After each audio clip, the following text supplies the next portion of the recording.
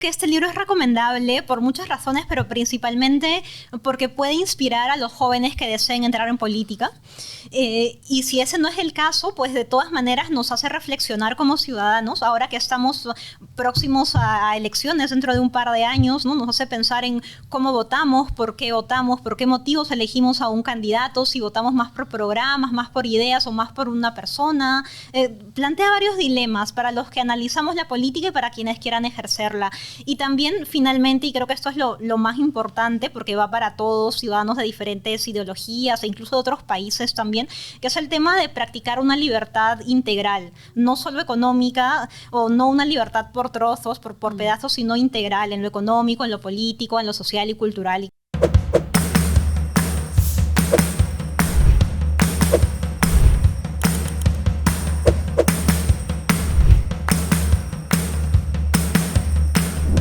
Hola, ¿qué tal? Bienvenidos al video podcast Perú, Libro y Posibilidad, un espacio en el que abordamos aspectos culturales, económicos, políticos, sociales del Perú a partir de libros escritos por peruanos. En esta oportunidad vamos a analizar el libro de nuestro Nobel Mario Vargas Llosa, El pez en el agua, una autobiografía escrita de forma excelente que a través de memorias personales nos sumerge en reflexiones sobre el Perú. Así que bienvenidos a este cuarto capítulo de este video podcast y es un gusto estar con estos invitados, con Soledad y con Moisés y nuevamente con Diego. Bienvenido, Diego. Hola, ¿cómo estás? Muchas gracias, Yesenia. Igualmente encantado de volver con este capítulo y comentando además este libro, El pez en el agua, escrito en 1993. Y como mencionaste, nos acompaña Moisés Tahuada, él es creador de contenidos culturales. Muchas gracias, Moisés, por acompañarnos. Mucho gusto a todos y gracias por la oportunidad de estar aquí, sobre todo a la Fundación también, y gracias por este espacio. Y bueno, y también nos acompaña Soledad Castillo Jara, ella es politóloga y es además coordinadora senior de Estudiantes por la Libertad Perú. También muchas gracias, Soledad, por acompañarnos. Buenas noches a todos y gracias por la invitación. Estoy encantada de participar en este video podcast. Bueno, vamos a comenzar queremos comentar un poco este libro y como adelantó Yesenia, ¿no? En este libro Mario Vargas Llosa, bueno, nos cuenta, ¿no? Aparte de su historia y su vida, lo entrelaza con la vida política y en general la vida en el Perú, ¿no? Entonces hay un análisis bastante crítico que él hace ahí mientras nos va contando su historia. Quería saber qué impresiones tienen sobre el libro, qué reflexiones les ha dejado, Soledad. Podría dividir mis reflexiones en dos partes. Primero hay una parte política donde el autor ofrece una reflexión excelente sobre el Perú del siglo XX, sobre su perspectiva liberal y también evidentemente su experiencia como candidato presidencial de 1990. Esa parte me pareció apasionante de seguir, a pesar de que fue una campaña no exitosa. Creo que hay mucho que podemos sacar ahí como consejos, como lecciones, como reflexiones para el futuro, sobre todo este tema de si los peruanos votamos o no por ideas. Y en un segundo lugar, en una parte más personal, disfruté muchísimo de sus reflexiones sobre países como Francia, como España, como Inglaterra, que son lugares en los cuales yo o bien he vivido o bien he tenido grandes influencias intelectuales. Entonces disfruté muchísimo el tema de París, de la Comédie Française, el idioma francés también, fue esa parte genial. Esas serían mis impresiones generales. Moisés, ¿a ti qué te pareció? ¿Qué impresión? ¿Lo leíste por primera vez? ¿Ya lo has leído antes? ¿Tenía referencias? Bueno, en realidad creo que es un libro muy importante de Mario Vargas Llosa. No es la primera vez que escucho de él. Sí es la primera vez que le doy una revisión, la verdad. Creo que es un indispensable además, no solo para conocer la historia de nuestro país, sino también mucho sobre la vida de un escritor tan importante como lo es Mario Vargas Llosa. Para mí ha sido una experiencia bastante interesante porque creo que muchas veces, sobre todo los jóvenes como yo, huimos a esta clase de temas a veces por la forma en la que puede involucrarnos de alguna manera, ¿no? Pero creo que la mirada que le da Vargas Llosa es dentro de todo bastante ligera, te permite entrar un poco en una situación que no la has vivido de cerca, porque yo tengo 24 años, entonces no tuve esas vivencias de una manera directa, pero creo que es un libro que no solo te permite desnudar a Vargas Llosa, sino también a nuestro país, ¿no? Hay una forma integral de manejar las cosas ahí, y creo que definitivamente da mucho espacio a dar un análisis profundo. Sí, definitivamente eso es como él mezcla lo personal o narra lo personal y a la vez te va narrando cosas no superficiales, sino bastante profundas del Perú, como decía Soledad, de la política, del arte, ¿no? Y también de la vida misma de los peruanos. ¿Ustedes lo podrían identificar como un libro que habla sobre la identidad del Perú? A ver, yo considero sí. Creo que Vargas Llosa igual da una perspectiva desde lo que fueron sus propias vivencias, y creo que es importante siempre considerar eso cuando leemos a algún escritor peruano que plantea el Perú. Siempre va desde una mirada de lo que él ha vivido, las regiones que ha visitado, todas las situaciones que él a lo largo de su vida va viviendo. Entonces sí considero de que, si bien es cierto, es una mirada muy desde su lado, muy desde el espacio que él ocupaba, de repente desde los privilegios también que tuvo en su momento y las dificultades además, porque él vive una vida bastante complicada en un inicio. Entonces creo que es un buen acercamiento para poder entender cómo funcionaba el Perú en ese momento y las cosas que han cambiado y que incluso vemos que se siguen repitiendo. Yo me acuerdo cuando salió el libro, y bueno, se comentaba mucho después, decían que lo había escrito por la herida, o que estaba como resentido por haber perdido las elecciones y por todo ese análisis crítico punzante que hace el Perú, pero lo leí en esa época, pude haberme dejado llevar por lo que la gente decía, y lo he leído ahora después de tiempo y me parece una crítica más bien bien precisa, más bien un poco no me parece una crítica egoísta o resentida como lo decían, sino que dice realmente muchas verdades de todo lo que pasó, ¿no? Ya luego nos vamos a meter en otros temas, pero sí, ahora con distancia no me parece eso que le criticaban. Sí, además me parece que Mario Vargas Llosa también admite muchos errores, ¿no? Durante, digamos, sobre todo en la etapa política, ¿no? Pero también volviendo un poco a la pregunta, en tu caso, Soledad, ¿también ves ese tema de que de alguna forma el libro refleja un poco la identidad peruana? ¿O qué crees que es lo que más refleja en todo caso este libro? Yo coincido con Moisés en el sentido de que es una visión muy particular del autor, una visión personal sobre la identidad peruana. Evidentemente otros autores podrán tener otras visiones, pero lo que me parece muy interesante también aquí es que es una visión bastante crítica.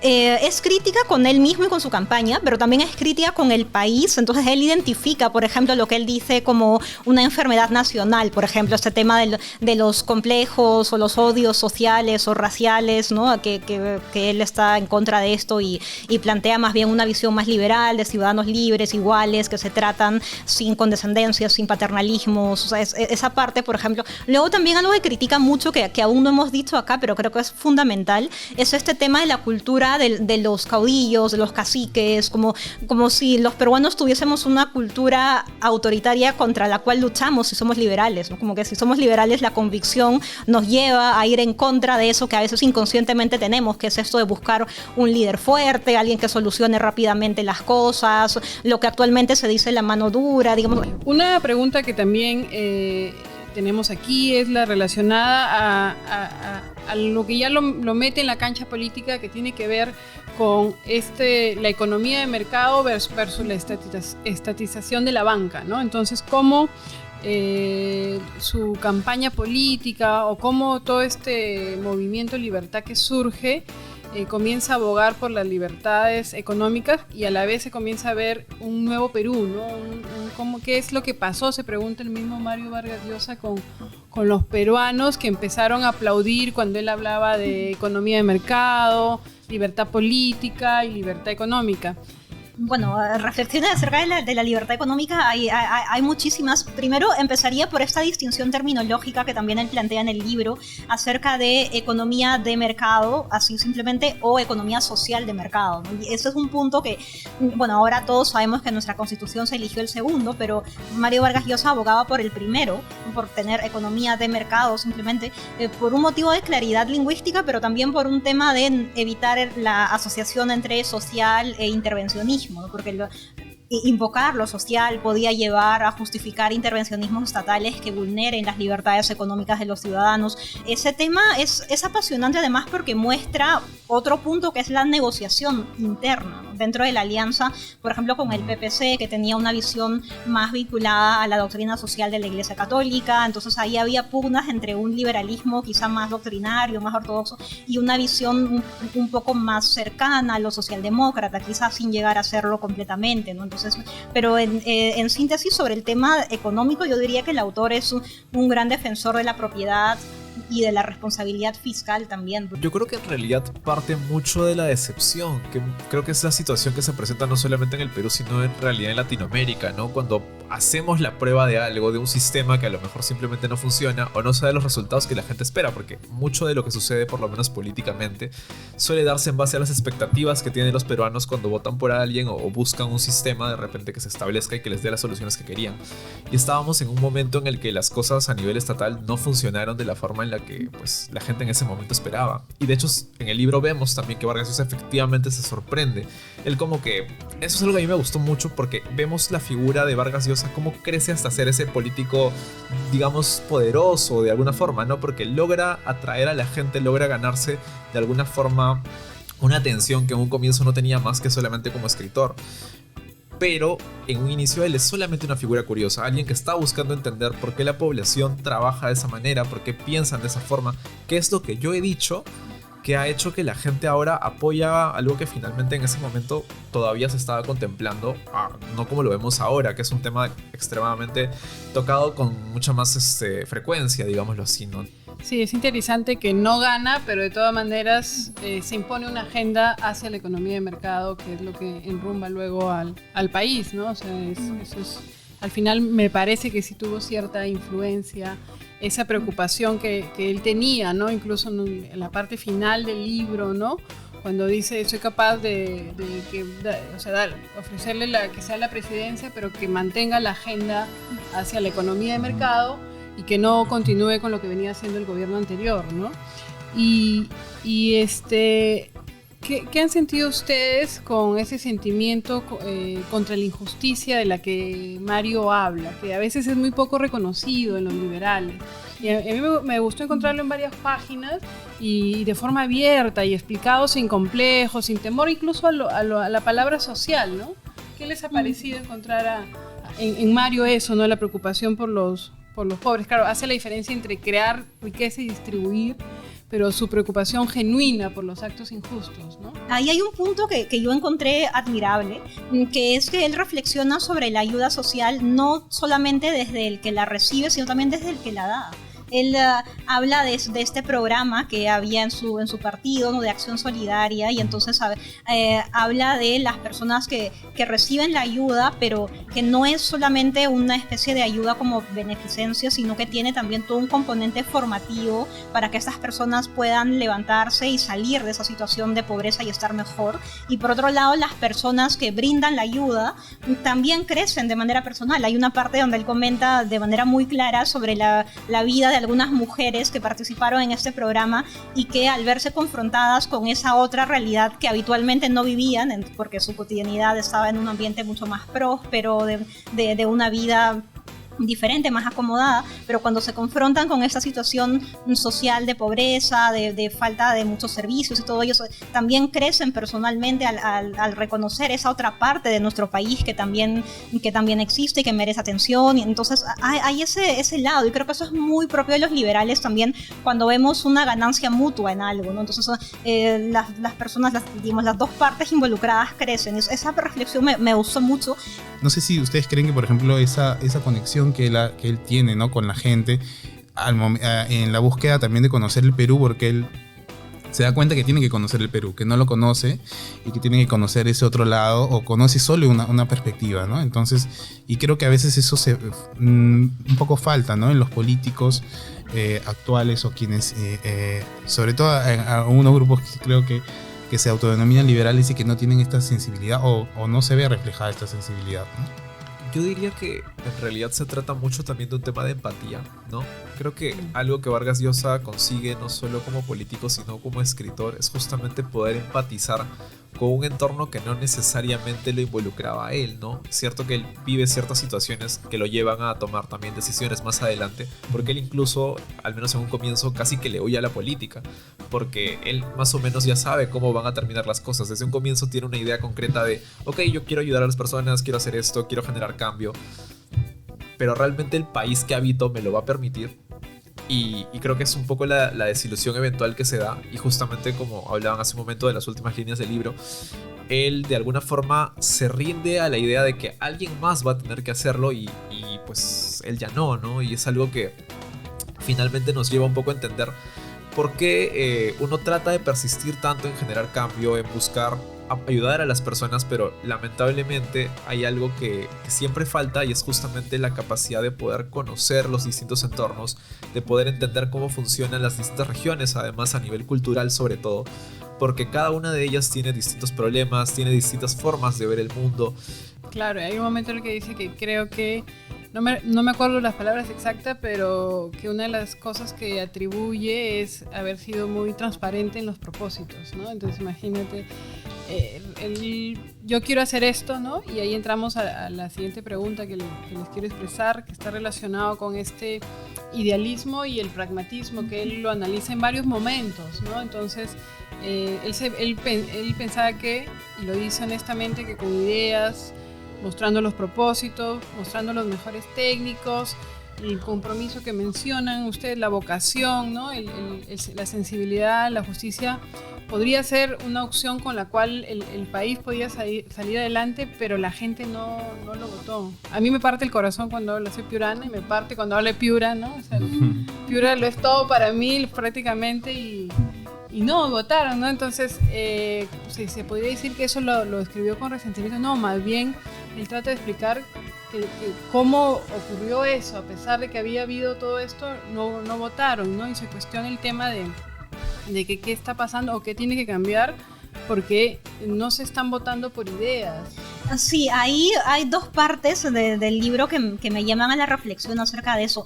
Primero, yo intenté ver esto en términos de ciencia política, en términos de policy y de politics, ¿no? Entonces el policy es esto de el programa, las políticas públicas. Entonces a Vargas Llosa le gustaba esa parte, le gustaba la actividad intelectual, poder plasmar sus grandes ideales en políticas más concretas, escribir el programa junto con su equipo, ¿no?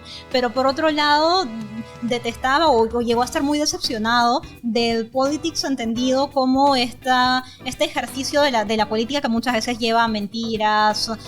Él dice, y yo también cuando lo leí sufría mucho cuando dice esto de que inventaban muchas noticias falsas o muchas mentiras, claro, que inventaban muchas cosas, y que él o su hijo Álvaro tenían que tomarse muchísimo tiempo en desmentir eso, pero ni aún así tenía un efecto, ¿no? Sino que las personas creían mayoritariamente en las mentiras, y entonces todo este mundo, ¿no? De mentiras, deslealtades, corrupción. Entonces es como que la política tiene su lado admirable, pero también tiene su lado sucio y oscuro, ¿no? Entonces primero ese contraste que me llamó mucho a la reflexión, que no solo en Perú, también a nivel internacional podemos ver eso, ¿no? Y el tema de si votamos por ideas, creo que eso nos lleva a pensar eso hacia adentro, ¿no? Nosotros mismos como electores, creo que la cita inicial de Weber está muy precisa hacia eso, ¿no? El oficio, la profesión de la política, pues implica inevitablemente dejar de ser a veces tan utópico y empezar a pisar tierra y estar en la realidad, pero a veces duele mucho también estar en la realidad cuando la realidad peruana suele ser muy decepcionante políticamente.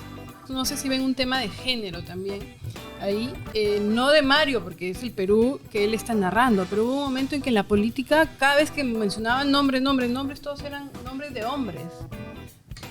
También narra una realidad en que la política en esa época estaba dominada por hombres, ¿no? Fuera del equipo inmediato, digamos, también hablando de mujeres en política, hay algunas partes donde indirectamente menciona a Margaret Thatcher o asesores de ella.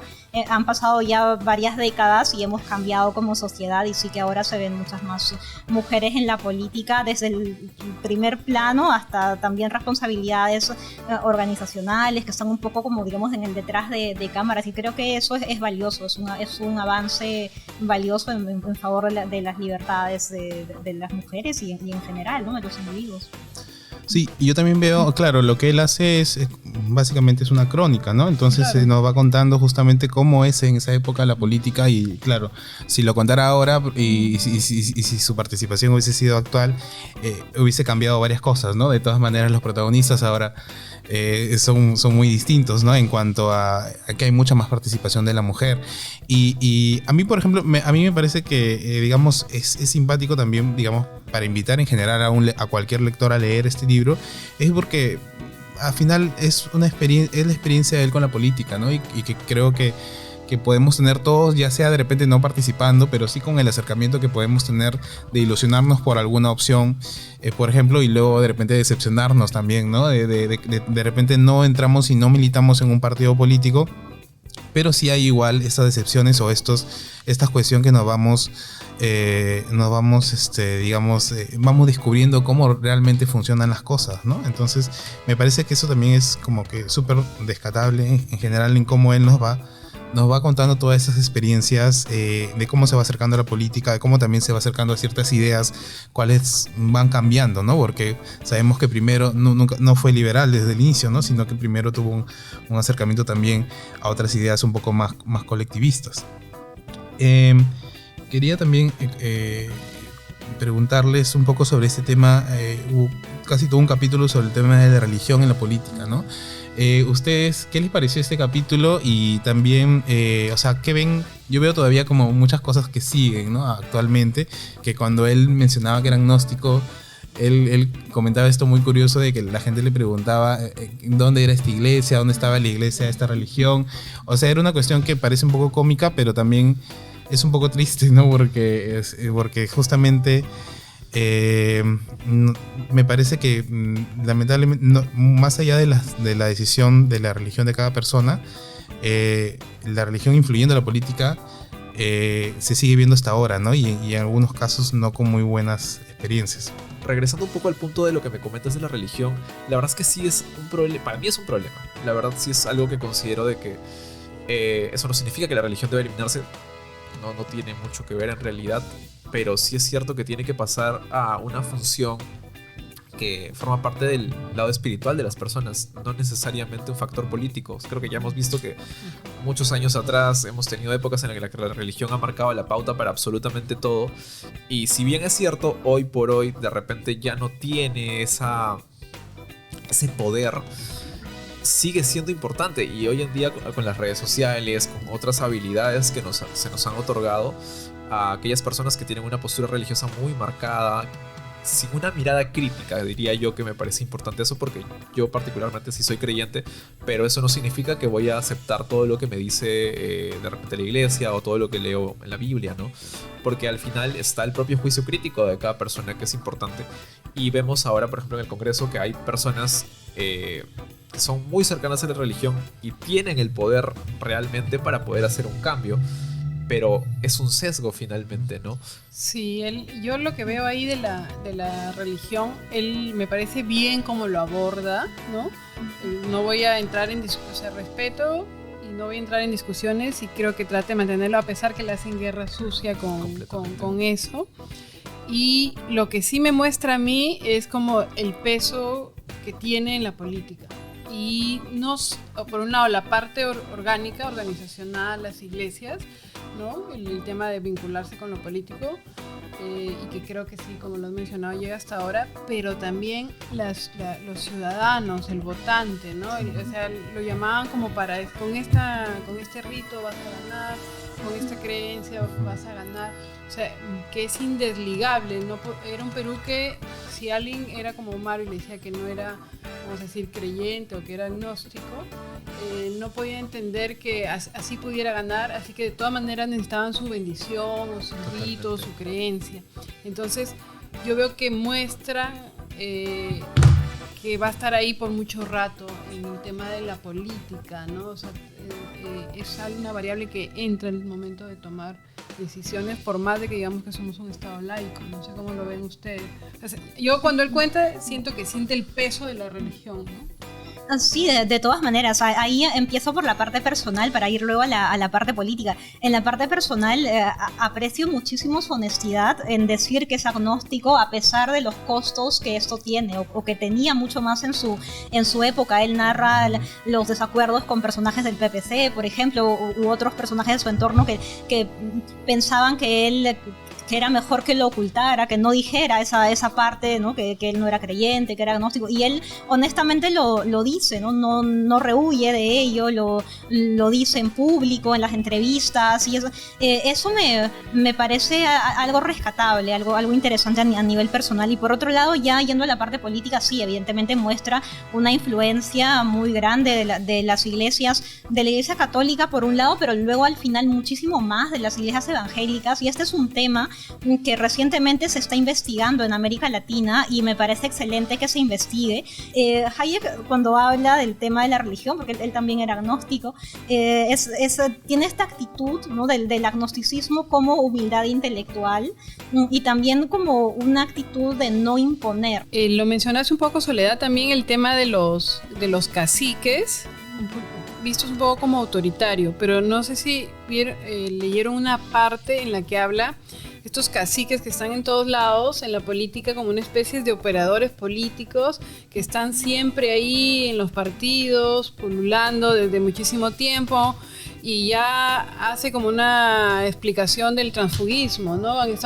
Va un político, lo reciben, se las arreglan para estar en la mesa, para salir en la foto, para ser el primero que te da la mano, ¿no? Entonces, de esto, él creo que lo llama caciques, además de la otra definición que tú mencionaste sobre autoritarios, pero más como vividores de la política, ¿no? Y que no dejan finalmente organizar, hacer democracia interna, o no dejan organizar porque siempre están ahí dentro de las comunidades.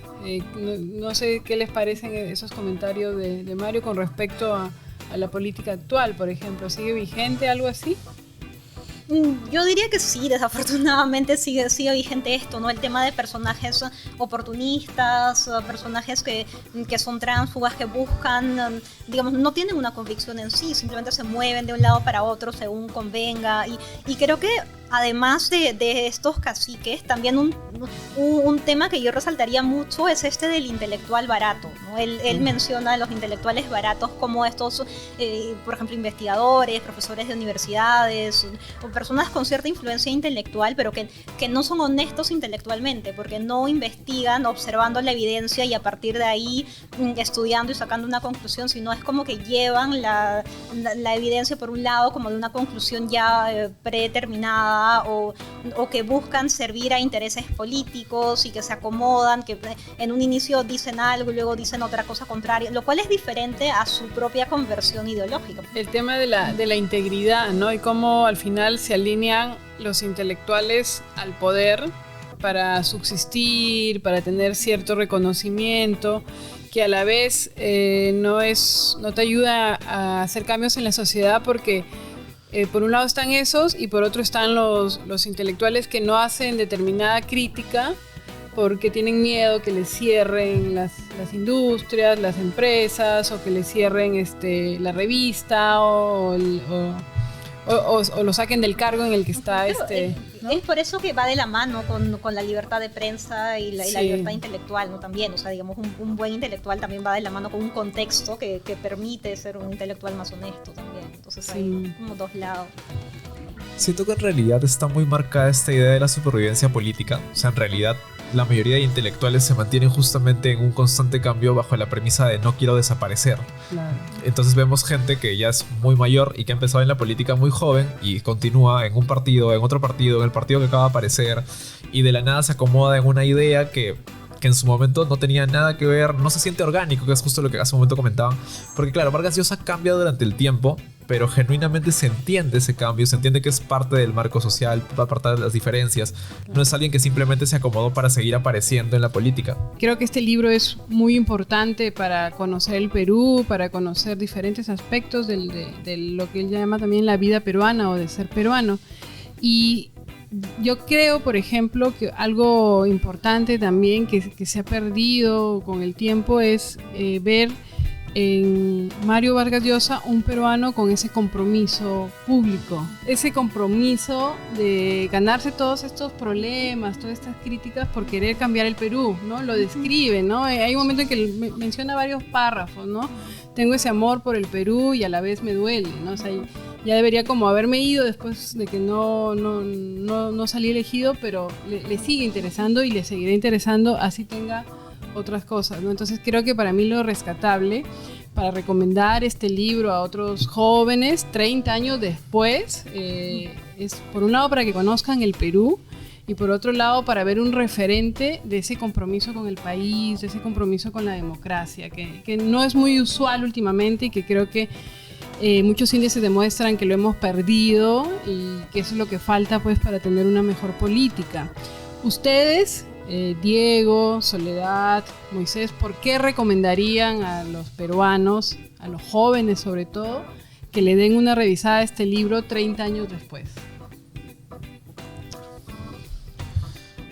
Bueno, en primer lugar creo que es importante hablar de que 30 años después El pez en el agua sigue teniendo una vigencia bastante importante. Estamos hablando de un libro que no solamente nos da un acercamiento bastante claro de lo que fue la historia del Perú contemporáneo, bueno, lo que es la historia del Perú contemporáneo, sino también una mirada a un autor que es tan importante, sigue siendo relevante hasta nuestros días, ya ha dejado de escribir, pero aún con todo y ello, él tuvo una experiencia muy cercana, es la mirada de una persona que vivió lamentablemente un Perú contradictorio que se está volviendo a repetir, si es que en algún momento dejó de ser, lo que me parece importante considerar eso. Y además, como les comentaba hace un momento, me parece que hay una mirada tan humana, más allá de la figura política, de la figura del escritor. Es una mirada de alguien que genuinamente quería un cambio y aunque no lo consiguió, hizo todo lo posible y logró plasmar además en este libro la historia para poder permitir que más adelante quizá alguien pueda lograrlo, ¿no? Yo diría que este libro es recomendable por muchas razones, pero principalmente porque puede inspirar a los jóvenes que deseen entrar en política.